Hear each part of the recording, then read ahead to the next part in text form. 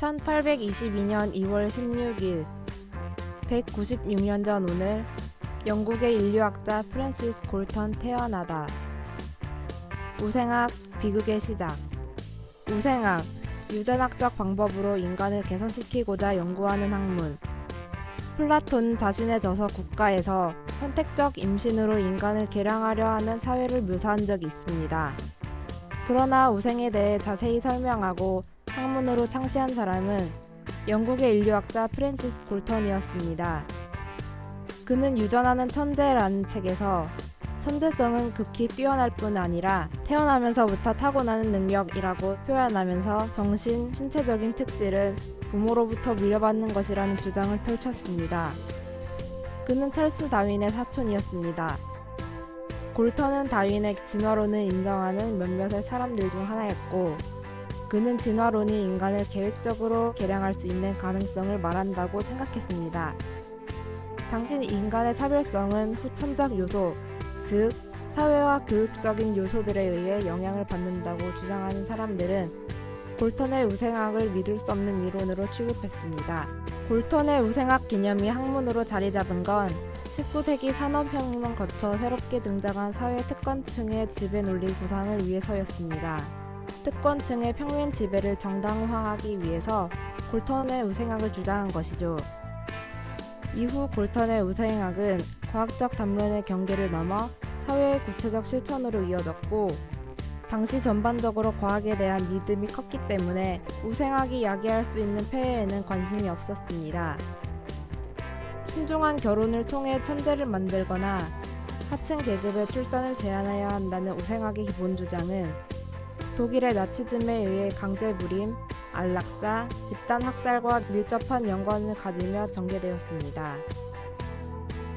1935년 독일에서 제정된 뉘른베르크 법은 독일 인종의 우수성을 보존하기 위해 혼혈을 금지하고 독일인이 아닌 독일 거주자의 권리를 박탈하기도 했습니다.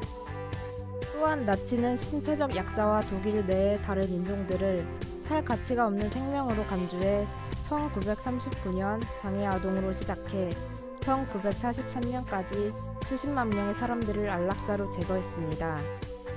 하지만 안락사는 전초전일 뿐이었으며 결국 홀로코스트라는 대량 학살로 이어지게 되었습니다. 프랜시스 콜턴의 우생학은 그 의도가 나쁘지 않았더라도 누가 누구와 결혼하고 아이를 낳을지에 대한 결정을 우생학자들의 자의적 판단으로 하고 싶어 했으며, 그런 점에서 결국 폭력의 도구가 될 수밖에 없던 이론이었습니다. 우생학이 주장하는 논리는 서구 역사에서 씻을 수 없는 과오의 바탕이 되었고, 결론적으로 우생학은 틀린 이론이자 악한 이데올로기였다는 평가를 받고 있습니다. 2005년 2월 16일 13년 전 오늘 지구온난화를 늦추자 교토의정서 채택하다. 교토의정서는 지구온난화 규제 및 방지를 위한 기후변화 협약의 구체적 이행 방안으로 선진국의 온실가스 감축 목표치를 규정하고 있습니다. 이는 1997년 일본 교토에서 개최된 기후변화 협약 당사국 총회에서 채택된 협약입니다. 의정서가 채택되기까지 온실가스 감축 목표량과 개발도상국의 참여 문제로 국가 간 대립을 겪기도 했지만 2005년 2월 16일 처음으로 공식 발효되었습니다. 교토의정서의 한계. 하지만 교토의정서의 감축 목표 설정 방식이 국가 간 협의에서 정하는 것이 아닌 UN 기후변화 협약이 정해준 대로 지켜야 하는 하향의 방식이었습니다. 또한 지구의 기후변화는 모든 국가의 책임, 즉 전 지구적으로 고민해야 하는 문제인데, 선진국으로 꼽히는 37개국과 유럽연합에만 의무를 몰아주게 되었습니다. 그리고 세계 온실가스 배출 1위와 3위를 기록한 중국과 인도는 선진국이 아닌 개발도상국으로 분류되어 감축 의무 대상에서 제외되는 아이러니한 상황이 발생했습니다.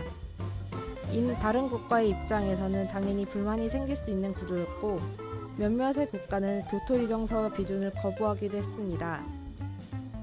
교토의정서의 한계를 보완하고자 2015년 파리 기후협약이 새로 채택되었고, 이는 교토의정서가 만료되는 해인 2020년부터 발효될 예정입니다.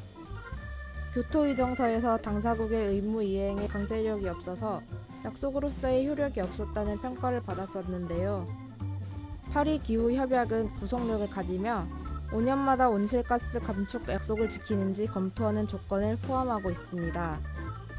또한 교토의정서와 달리 소수의 선진국이 아닌 195개국 당사국 모두에게 구속력이 있는 첫 기후 합의라는 점에서 세계가 함께하는 지구온난화에 대한 대책이라는 역사적 의미를 가지고 있습니다.